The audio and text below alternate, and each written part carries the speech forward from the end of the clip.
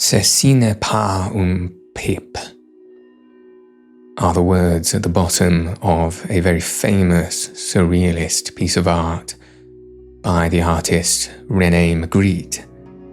And you've probably seen it before, and even if you don't quite know the artist or the relevance, you probably would recognize this image of a smoking pipe, a wooden smoking pipe made of brown wood with a black spout against a white background, and the French writing along the bottom, Ceci n'est pas une pipe,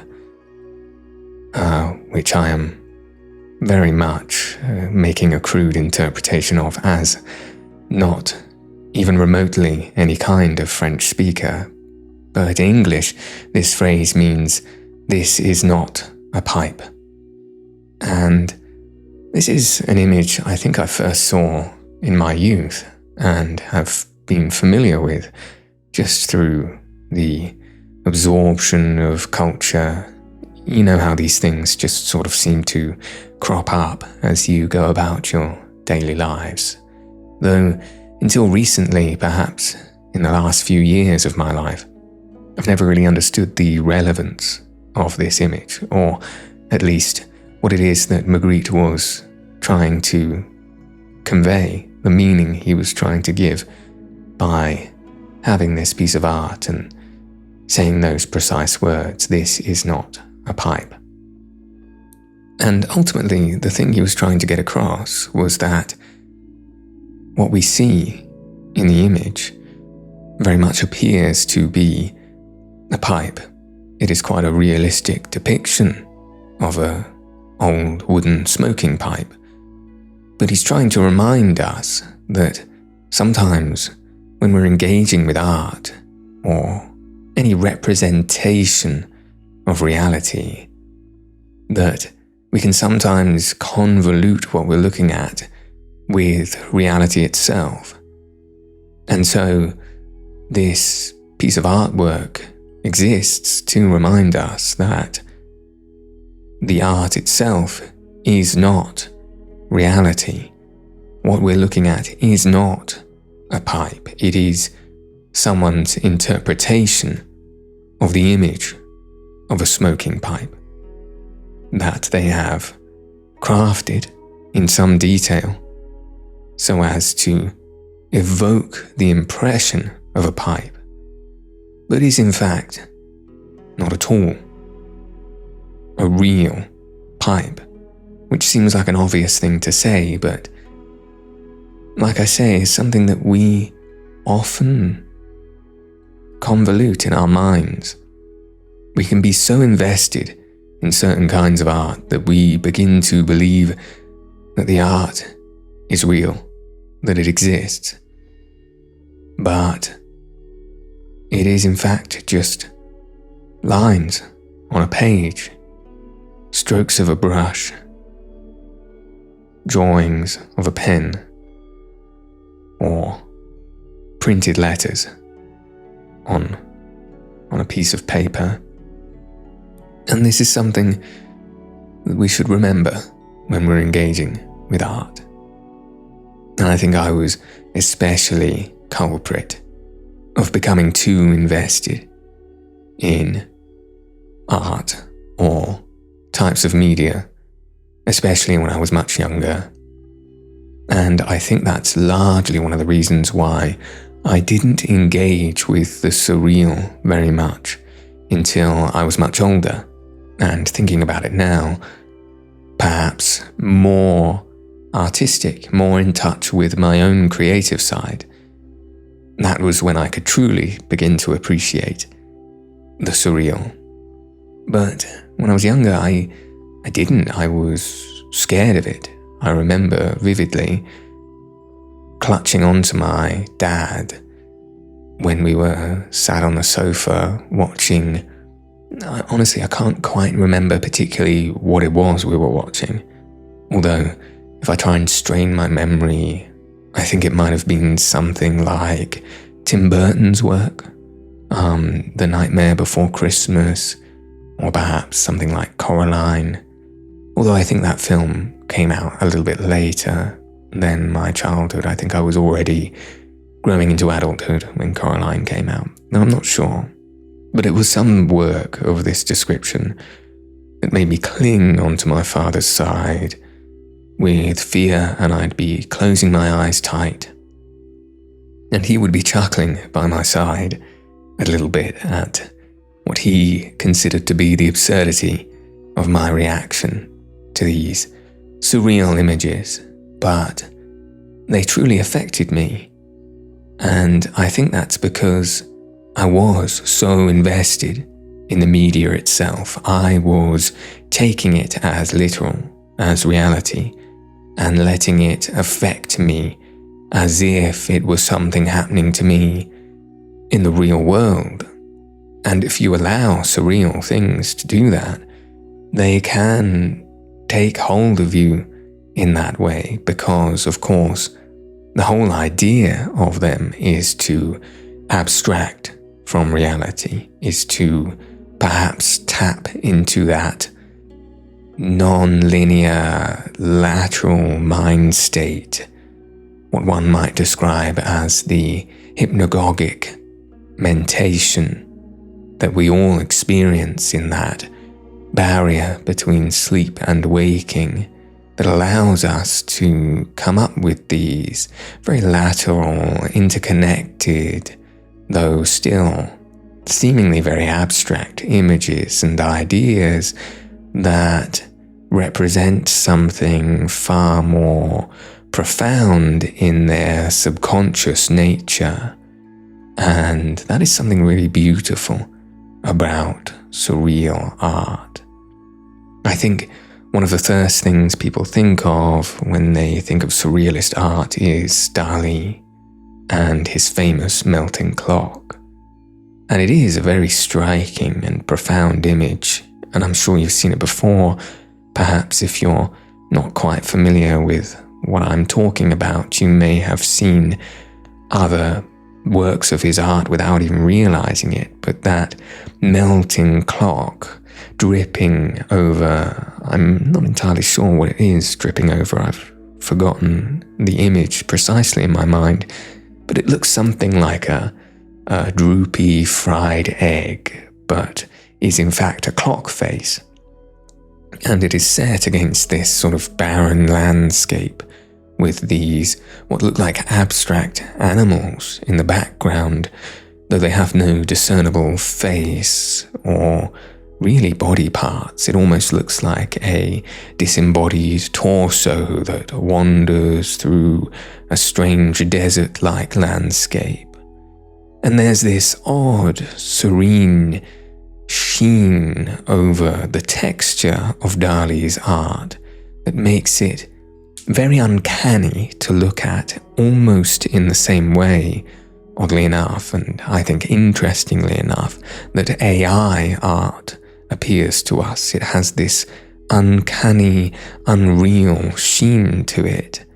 And, I'm not entirely sure whether AI has that kind of sheen because it is using examples of art like Dali's and others in order to inform the illustrations that it produces, or whether it is, in fact, that is some sort of coincidental texture that comes out naturally from a process of producing art that is intentionally dreamlike, as Dali is trying to convey in his work, and then these sort of dreamlike productions of the neural networks that are produced to produce these pieces of content, these images that AI make.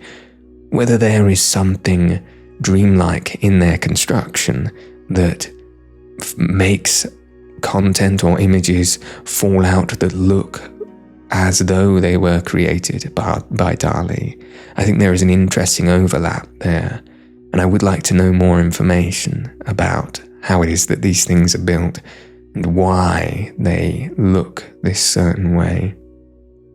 But they are certainly the most poignant examples of surrealist art. And honestly, I'm not so familiar with surrealist art that I could name many other artists in that respect. But I remember going to Dali's museum when I visited Paris. I think it was probably 6 years ago now. And that was a beautiful experience because there was not just his paintings, his artistic works in that respect, but also his sculptures.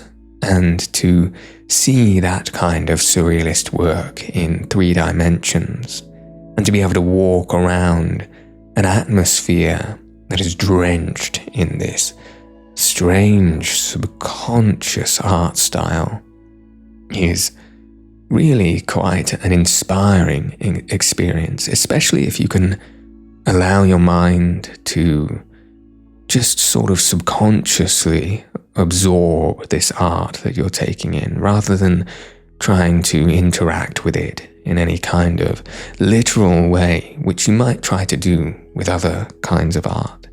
If you allow yourself to let your mind drift and let your subconscious take in the content of what you're witnessing, and then attempt, perhaps after you have spent some time in this space and looking at these things, to reflect after some time of having absorbed it.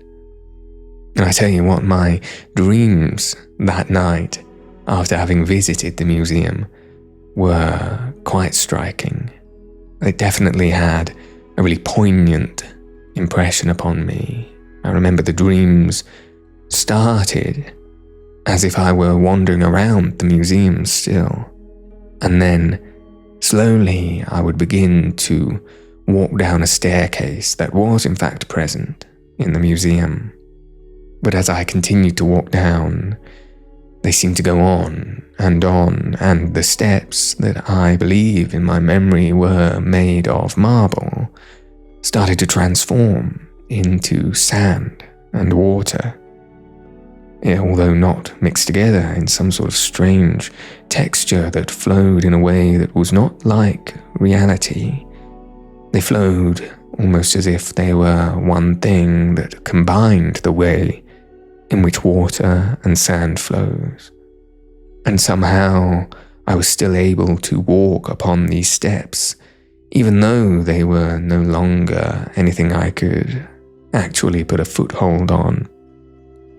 And so slowly, as I made my way down this staircase, that was not a staircase but slowly forming into what was more like a corkscrewed hill of sand and water in this strange, abstract texture, I would then continue walking along the dunes of a desert and a wide open plain where I would see a huge open sky of pale pink with no clouds at all. But as I continue to walk through this abstract space, stars would appear in the sky, blinking, fading in and out of existence, but not stars like one would see in this night sky. In reality, stars that were more abstract, literal representations of what one would see in their mind's eye as stars.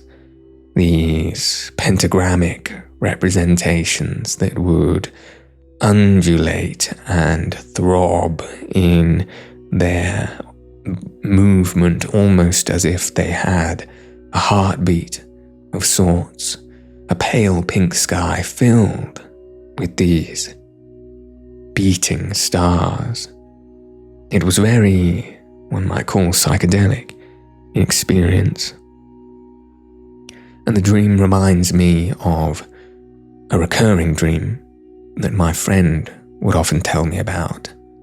And I know that this dream was very profound, very informative to him and his life experience, because often he would tell me about it in the way that sometimes people do repeat themselves, forgetting that they had once told you before, or perhaps not even trying to remember whether they had told you before, because you know that this experience was so informative, so formative to their life experience, that it's almost something that they want to tell you again, that they wish to relive, that they want to make poignant enough that they come back to it time and time again in a way that they wouldn't want to do alone, that they'd want to do in conversation. And this dream that he has is one of himself lying on lush green grass that is long, and his back is to the ground and he is facing upwards, looking towards a bright blue sky.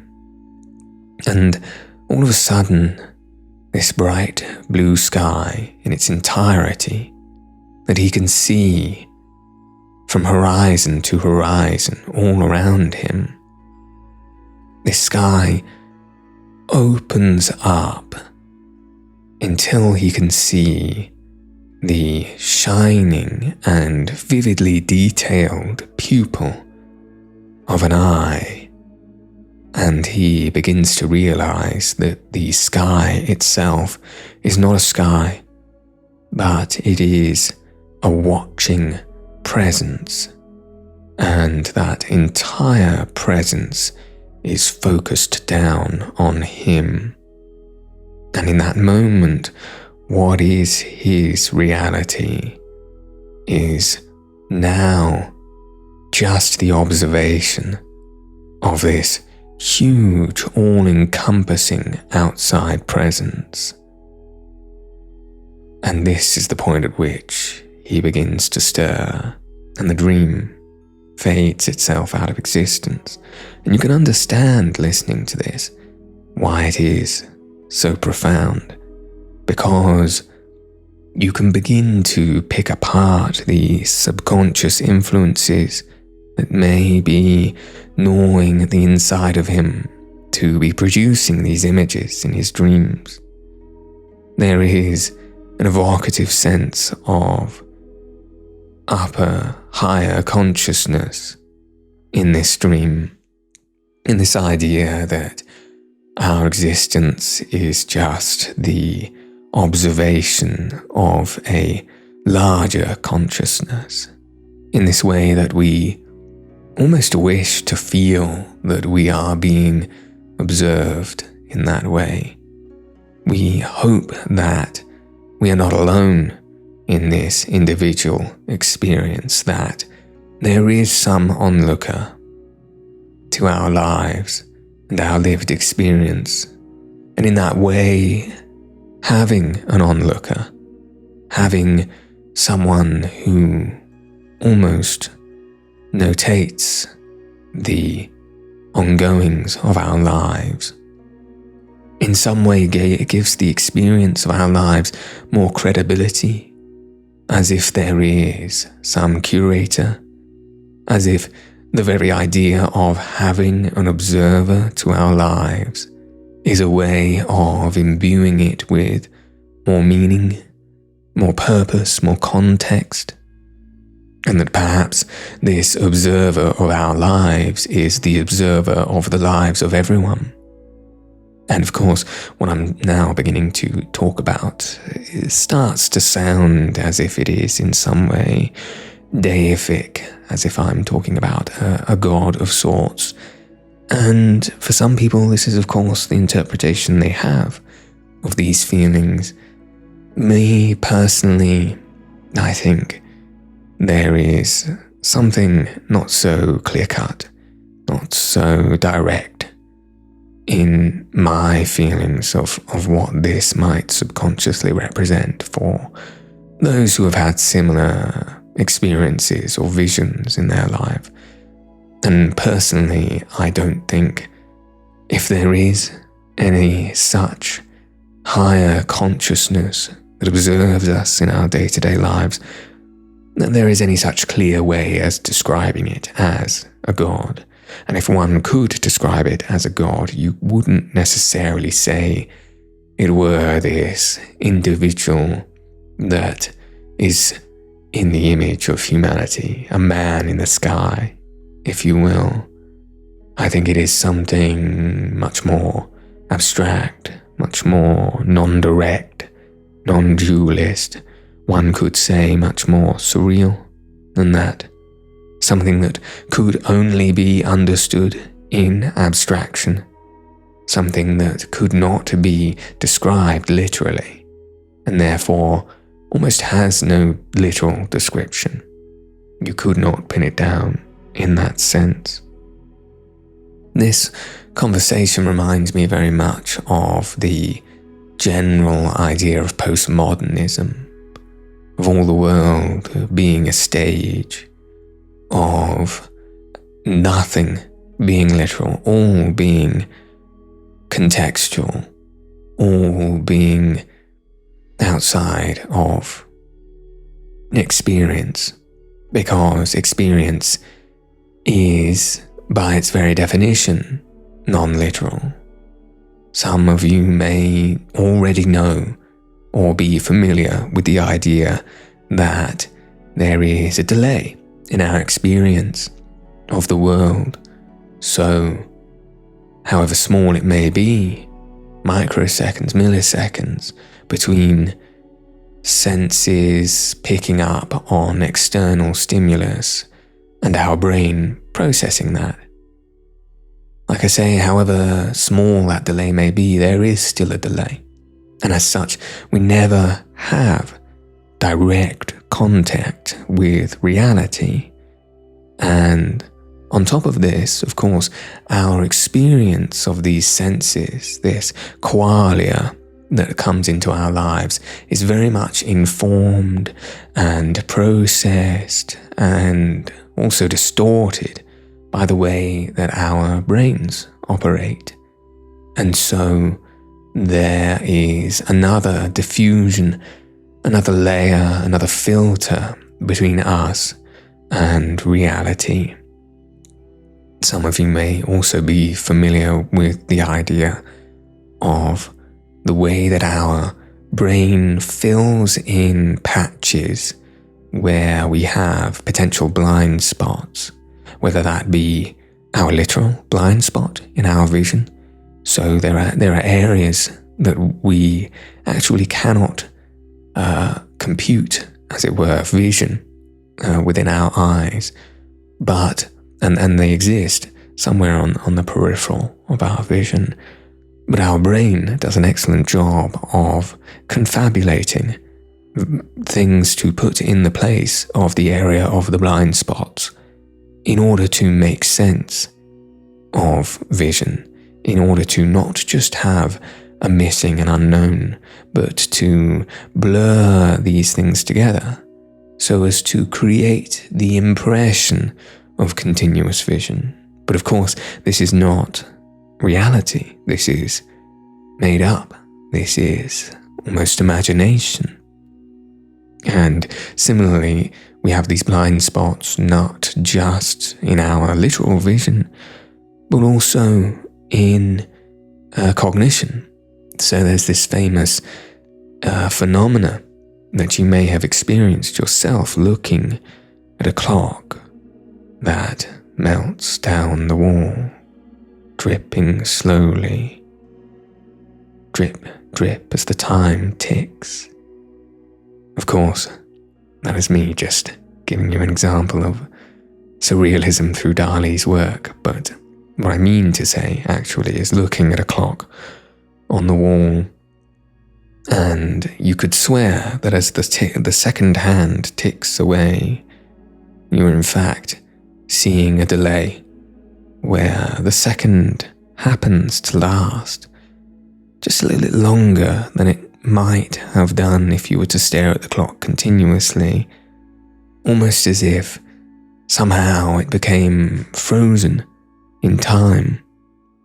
And this phenomena is another example of our minds putting in these confabulations, this made up information to create an impression of continuous time.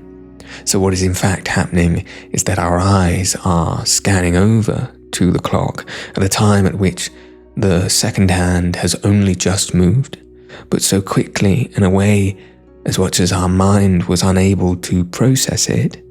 So our mind has almost retroactively created this impression where it deletes the fast motion that we were almost unable to perceive and prolongs the image that was first most clear to us when we looked over to the clock. Not that blurring of the second hand moving over, but the clear image of it standing still.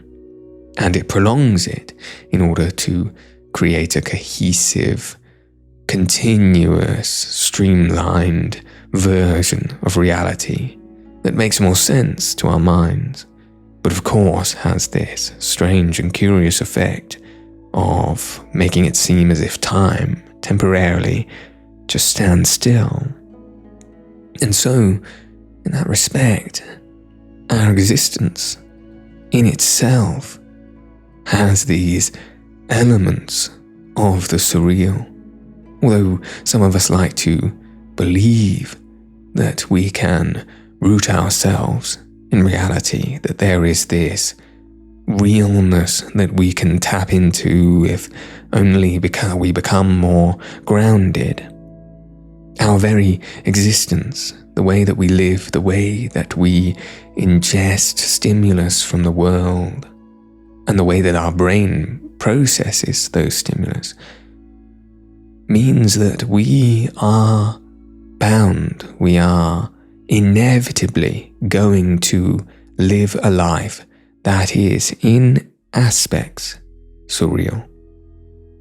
And the more we embrace this, I personally believe, the more we will see the truth of reality, the more that we can understand that what we see, what we hear, what we smell, what we taste, what we feel in this world is of the abstract, is non-literal, and is simply a representation of what is some other underlying truth of the universe. The more we can actually understand the universe. And of course, this is to talk more mechanically about our minds, not even to skirt up against the psychological filters that our lived experience ply over and over like layers of sodden mud and soil and rock, like a sedimentary cake of filtered experience that some of us spend our whole lives completely oblivious to as it piles on top of each other, and we get to a certain point in adulthood where we have no idea even that we are interpreting the world based on these constructed ideas, these, I suppose you could say, tools that we build in early childhood, these psychological tools that were meant to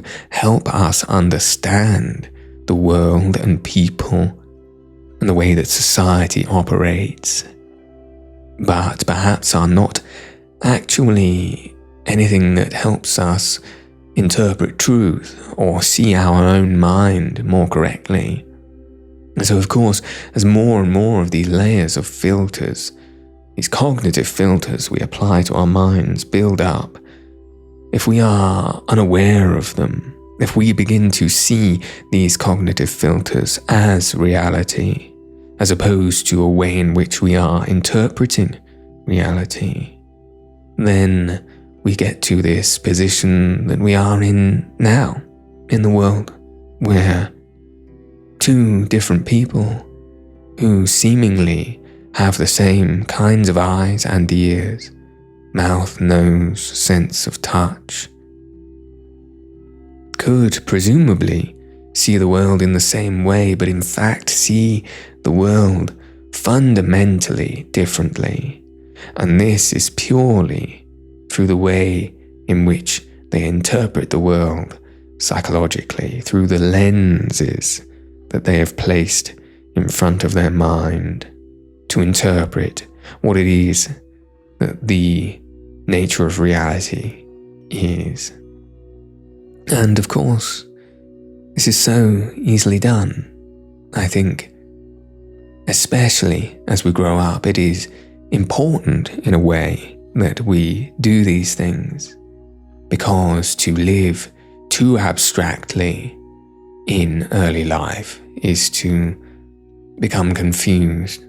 I think one must build up a lens through which you see life first, in order to be able to even interact with the world and society in its complex ways, to build a simplistic understanding of the way the world works in order to move through it is far more helpful in the beginning.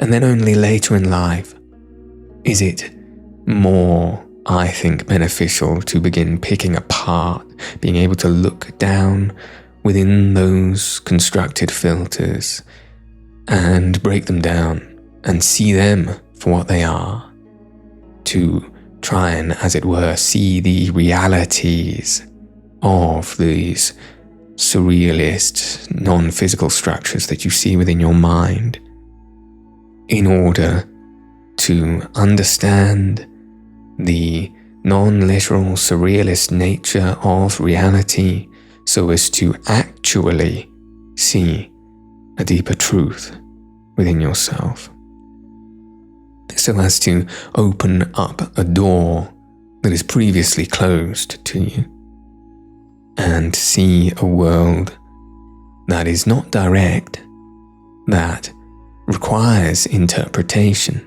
in its abstractness, but is closer to a truth than any idealized version of what is solid reality in one's mind, which truly cannot actually exist. And there are ways, of course, in which one can help themselves to become in touch with this way of thinking, with this way of stripping back these constructed layers of false reality that we build for ourselves. And these techniques involve getting more in touch with one's subconscious world.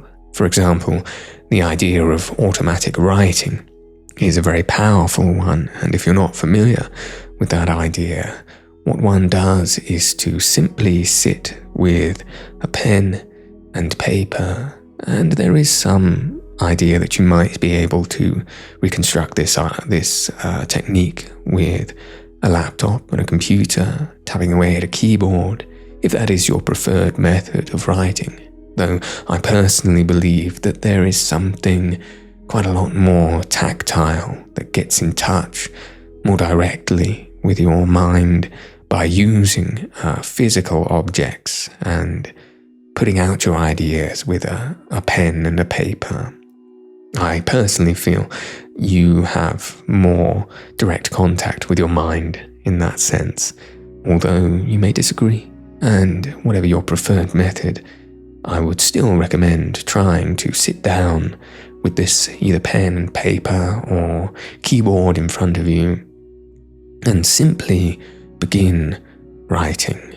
Begin trying to put down words without really putting too much conscious thought into it. And you will begin to start writing about whatever the first thing that comes into your mind. You may start saying, I'm writing on a piece of paper, and I don't know why I'm writing. I'm simply putting down words, whatever they may be, and slowly but surely other things will come out of your subconscious that you weren't quite sure were there before. And in a way, I could attempt to demonstrate this by doing a version of it that is literally speaking to you. So rather than getting in touch with paper and pen, actually just speaking out this kind of fluid subconscious, like I say, surrealist way of being in touch with your mind. And so, for example, if I were to begin to do this, I would need to first become more in touch with my subconscious. And to do that while speaking is fairly difficult.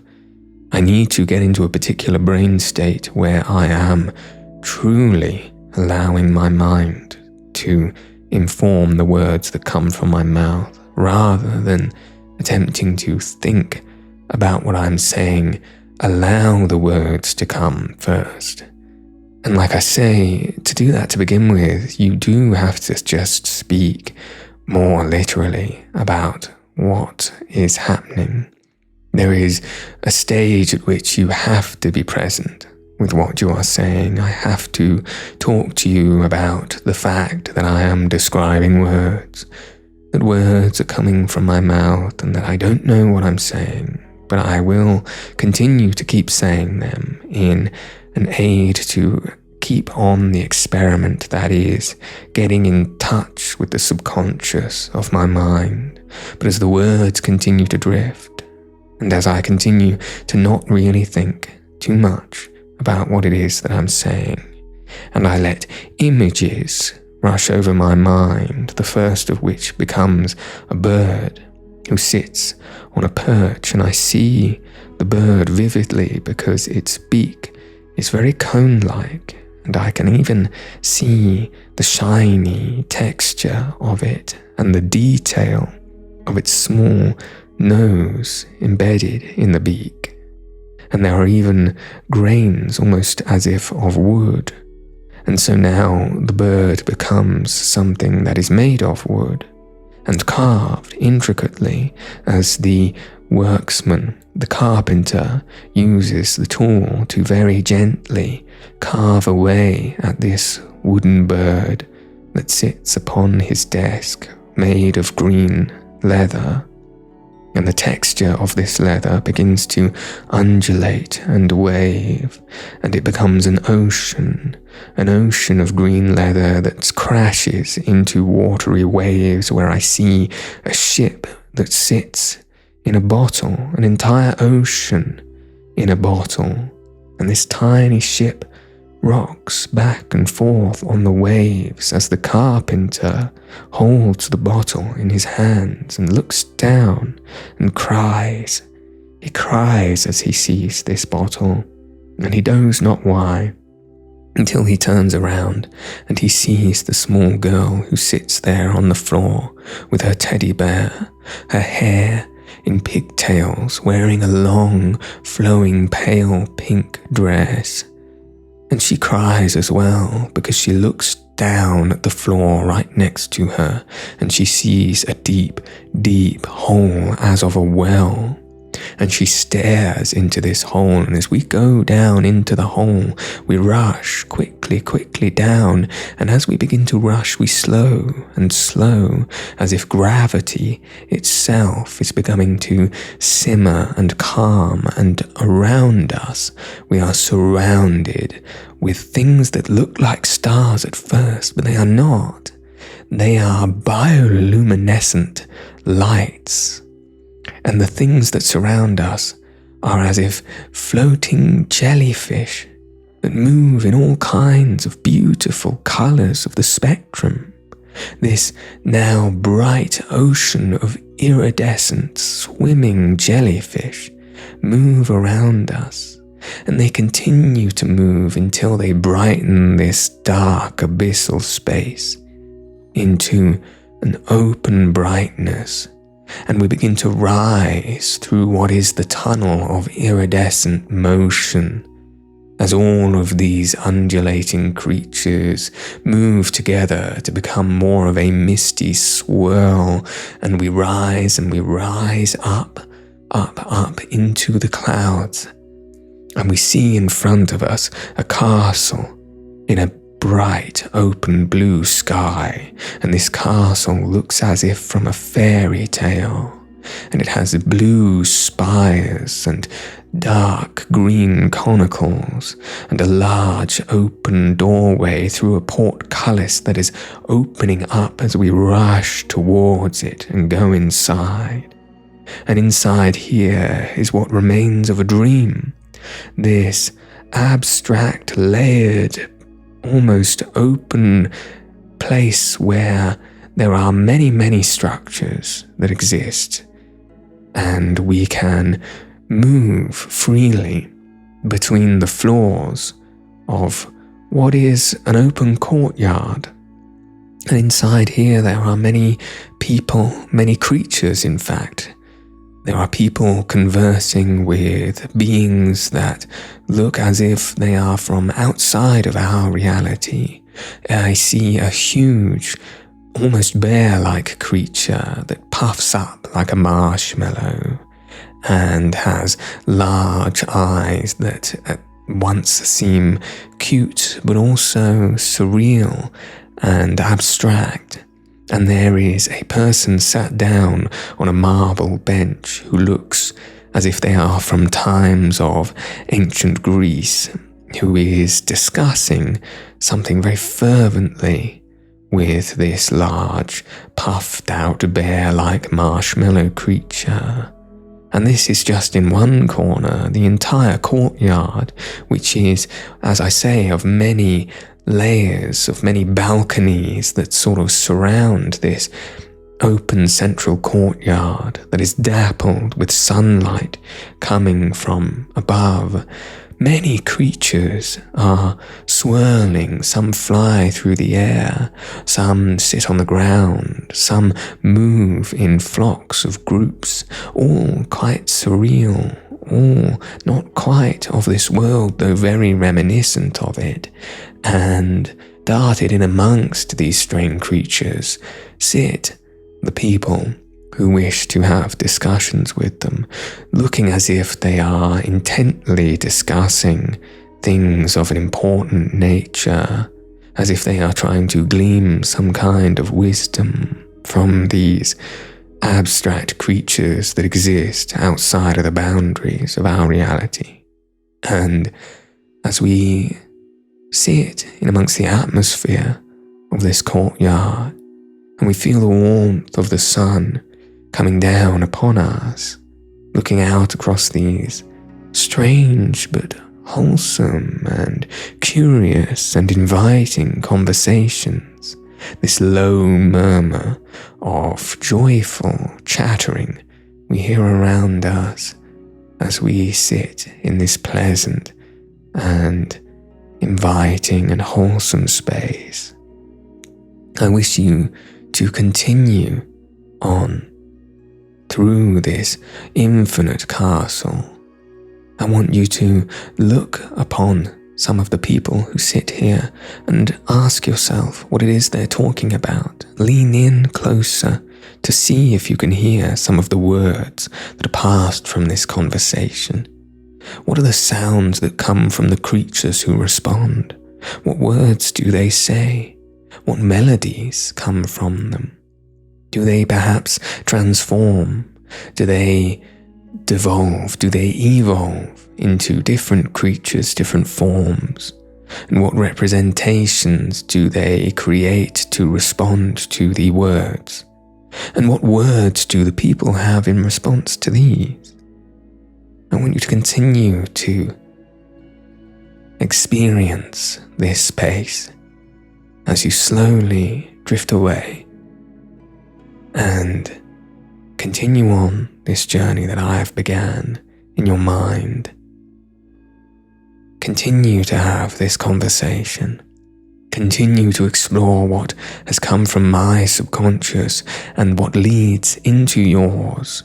Use this space as the overlap between myself and yourself, and let my mind allow your mind to drift into further exploration of what is the true reality that exists within your subconscious.